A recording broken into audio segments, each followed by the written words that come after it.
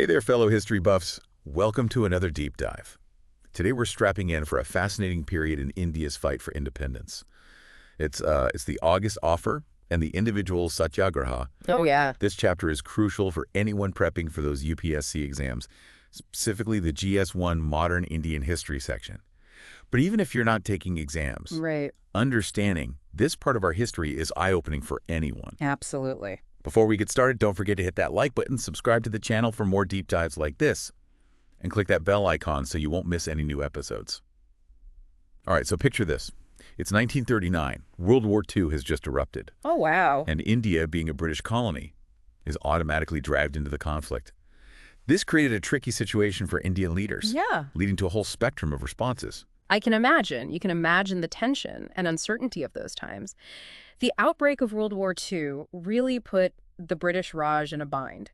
And the Indian National Congress, led by figures like Jawaharlal Nehru, saw this as an opportunity. They basically said, look, if you want our support in this war, we want complete independence in return. Wow. It was a bold demand, and it reflects the growing desire for self-rule. So we have this strong demand for independence, Yeah. but it wasn't a unified front, was it? Not exactly. While the Congress pushed for immediate independence, other leaders had different approaches. Gandhi, for instance, steadfastly adhered to his philosophy of nonviolence. Even in the face of World War, he believed in applying moral pressure on the British, rather than engaging in armed conflict. It's fascinating how one major event Yeah. can spark such diverse reactions. And were there some socialist leaders? Absolutely. Advocating for a more aggressive stance. Leaders like Subhash Chandra Bose and Jayaprakash Narayan, who leaned towards socialist ideologies, believed that Britain's preoccupation with the war presented an opportunity to launch a full-fledged civil disobedience movement. They felt this was the time to push for independence with more force. Okay, so we have a complex mix of opinions and strategies emerging from within India itself. What was the British response to all this? Did they even try to address these concerns? Well, they did make an attempt to appease the Congress and secure India's support. Lord Linlithgow, the Viceroy of India at the time, issued a statement in October 1939 where he proposed a few things. Okay. He talked about consulting with Indian leaders on potentially modifying the Government of India Act of 1935. Now, for those who might not be familiar, could you quickly explain what that act was all about? Of course. The Government of India Act of 1935 was essentially an attempt to introduce more self-governance in India, but it still fell short of full independence and kept significant power in British hands. Anyway, Linlithgow also suggested setting up a consultative committee to discuss India's role in the war effort. However, there was a glaring omission. The British war aims remained unclear. It sounds like they were trying to play it safe, offering concessions without committing to anything concrete.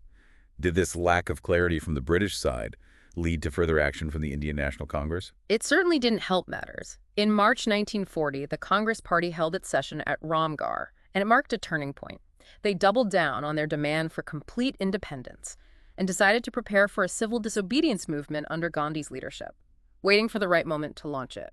So the stage is set for a possible showdown. Yeah. But then things take an interesting twist with the introduction of something called the August Offer, right? Yes, that's right. I remember reading about this in my UPSC prep material. By 1940, the war was taking a toll on the Allied forces, and Britain realized it desperately needed India's support. This led to the August Offer, a new proposal that was designed to try and appease the Indian leaders, while still maintaining a degree of control. Okay, so let's break this down. What exactly did this August Offer propose? And was it a genuine step towards Indian independence, or just a clever political tactic? It's interesting, because it was a bit of both. On the one hand, it offered some seemingly progressive steps. Okay. They proposed creating a representative body, with a majority of Indians, to frame a new constitution for the country.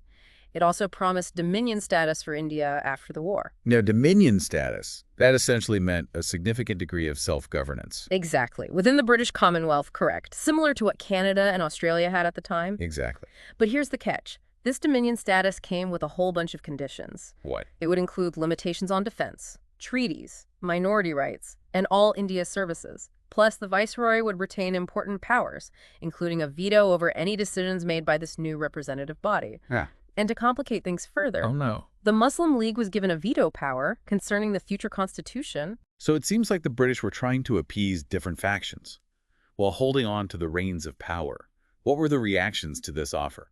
The reactions were, as you can imagine, mixed. The Congress, still committed to complete and immediate independence, saw through the limitations and rejected the offer outright.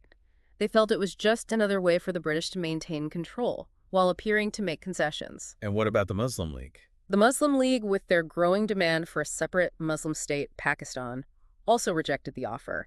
They felt their concerns and aspirations weren't sufficiently addressed. So the August offer, despite its seemingly progressive elements, failed to bridge the gap between the British government and the major Indian political forces. What happened next? Well, this is where Mahatma Gandhi comes back into the picture.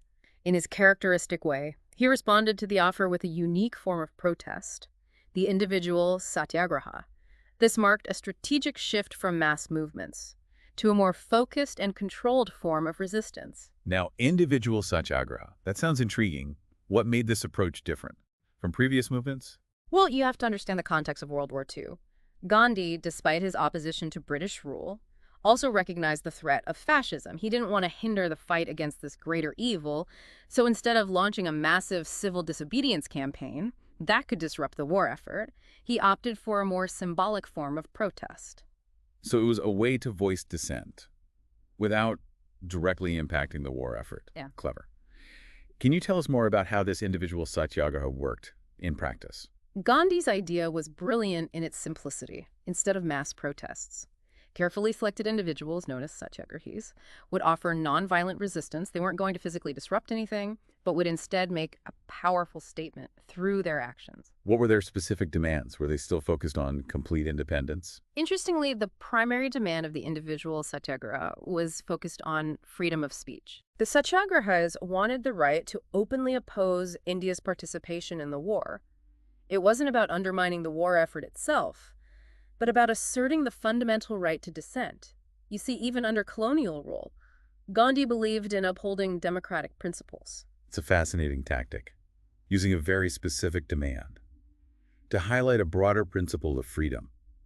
How did the British government react to this new form of protest? Well, the individual satyagraha presented a dilemma for the British. On the one hand, it was a relatively small-scale movement that didn't pose a direct threat to their war effort. On the other hand, it was a potent symbol of resistance, highlighting their failure to quell the demand for independence, even during a global crisis. So did the individual Satyagraha achieve its intended goals? It's tricky to measure the direct impact of the individual Satyagraha. It did see some success in certain regions, especially in the United Provinces, but it didn't lead to any immediate policy changes from the British. Why do you think it didn't gain the kind of momentum that some of the earlier movements had? There are a few reasons. First, Gandhi himself placed restrictions on the movement to keep it controlled and symbolic. This limited its potential for widespread participation. Okay. Second, the context of the war created a dilemma for many Indians, who, while desiring independence, also wanted to contribute to the fight against fascism. This led to a division in public opinion. Finally, the British Raj, despite facing pressure on multiple fronts, was still able to employ various tactics to suppress the movement, including arrests and censorship. It's a reminder that even the most well-planned strategies can face unexpected challenges. Absolutely. But even though the individual Satyagraha might not have achieved its immediate objectives, it's crucial to understand its significance in the larger narrative of India's struggle for independence. What do you think was its most important contribution? Well, for one, it kept the flame of resistance alive. During a time when the world's attention was focused on the war, it demonstrated that the desire for freedom hadn't diminished, even in the face of a global crisis. So it was like a beacon of hope, a reminder that the fight for independence was far from over. Exactly, and symbolically it highlighted the importance of free speech and dissent, even in times of war. This idea would later become a cornerstone of India's democracy. I can see how understanding these events, the motivations behind them, the strategies involved, and the reactions they evoked will be really helpful for those preparing for the UPSC exams. Absolutely. It gives you that depth of analysis that can set you apart. It's not just about memorizing dates and names. It's about understanding the complexity of the situation, the different perspectives at play, and the long-term consequences of these events. And even for those who aren't taking exams, this period of history is just so fascinating, right? It also showcases the power of individuals to bring about change, We've been talking about Gandhi, but there were countless others, men and women from all walks of life, who participated in these movements, risking their lives for the cause of freedom. It's inspiring to think about their courage and determination. It reminds us that the fight for freedom is often a collective effort, with many individuals playing their part, big or small. And the legacy of these movements continues to shape India today. The principles of nonviolence, Satyagraha, and the importance of dissent are deeply ingrained in our political and social fabric. So looking back, how would you evaluate the overall impact of both the August offer and the individual Satyagraha? Well, the August offer, despite its limitations, is significant because it was the first time the British government explicitly acknowledged the demand for a constituent assembly. It also represented the first official offer of dominion status, even though it came with strings attached. So it says forward, but not the leap that many Indian leaders were hoping for. Exactly. And the individual Satyagraha, while it didn't lead to immediate policy changes, demonstrated the unwavering spirit of resistance and highlighted the power of nonviolent protest. It's amazing to see how these seemingly small events can ripple through history and shape the future of a nation. That's the beauty of studying history, isn't it? It's like piecing together a complex puzzle where each event, each decision, each act of courage or compromise contributes to the bigger picture. And for our listeners who are diving deep into Indian history, for the UPSC exams, this episode is like a cheat sheet. Absolutely, to understanding a pivotal period. We've given you the framework, Yeah. but now it's up to you to fill in the details. Exactly. Dig into the textbooks, explore different sources, read biographies of the leaders, and try to imagine yourself living through those times. What do you think would be some key takeaways for someone studying this chapter for the UPSC? Well, I'd say it's crucial to understand the interplay of internal and external factors. We saw how World War II created a unique set of challenges and opportunities for India's independence movement. Okay. Then there's the importance of understanding different ideological perspectives within the movement itself.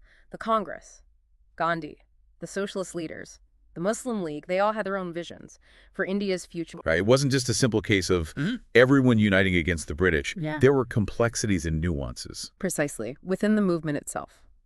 And finally, it's essential to analyze the strategies employed by both the British and the Indian leaders, the August offer, the individual Satyagraha. They were all calculated moves.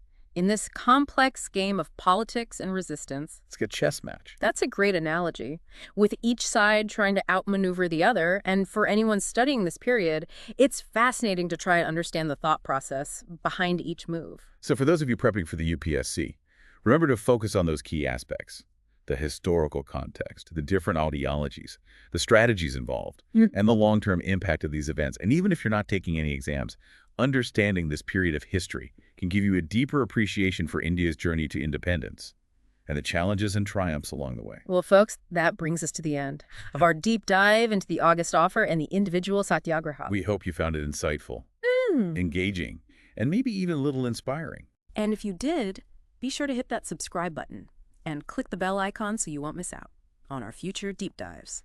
Until next time, keep exploring, keep questioning, and keep diving deep into the fascinating world of history.